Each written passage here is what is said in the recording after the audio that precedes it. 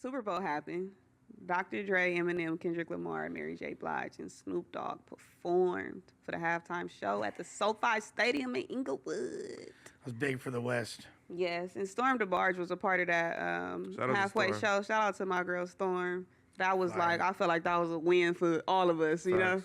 for us to watch her career and then boom, she on stage with the legend. Yeah, you got it. Like, that was just, even though obviously Eminem and 50 being a part of it, they're not like West Coast artists, but they're still attached to that Dr. Dre legacy. So there's, Facts.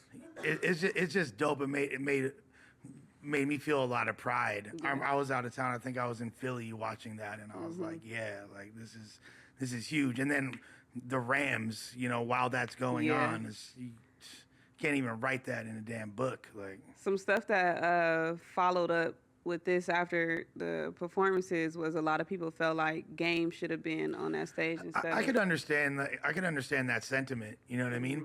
But to not have 50 be a part of it, even though For a game. yeah, But Game is from here. yeah. That get a little tricky. I don't know. But 50 not close with I'm saying Dre not close with Game like that anymore. He Right. close with 50. And and I don't know if y'all know, but Jay-Z was the reason all that shit got set up. So shouts to Jay for quarterbacking that, no pun intended. I feel like at some point though, in these meetings and these conversations, Game and YG's name had to have come up.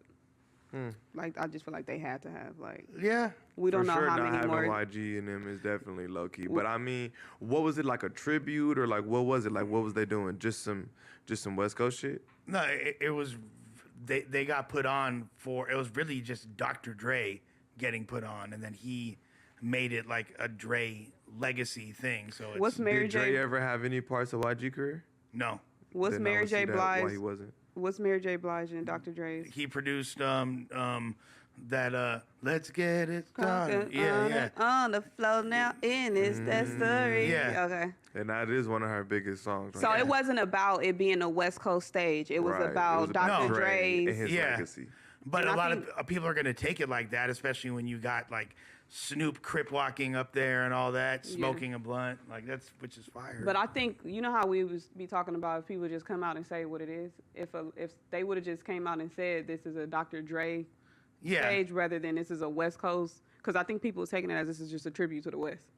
Because Right. I didn't you see watch- Dre and Snoop up there and Kendrick Lamar. It becomes a slippery slope, though. Once you start including YG, then it's like, okay, well, how come Ty Dolla $ign's not there? How Right, come right, Roddy right. Ricch isn't there? Yeah. If you cut it off, like, how come Ice Cube wasn't there? Yeah, You know what I yeah. mean? Like, there's so many different, you got to cut it off somewhere Facts. at some point.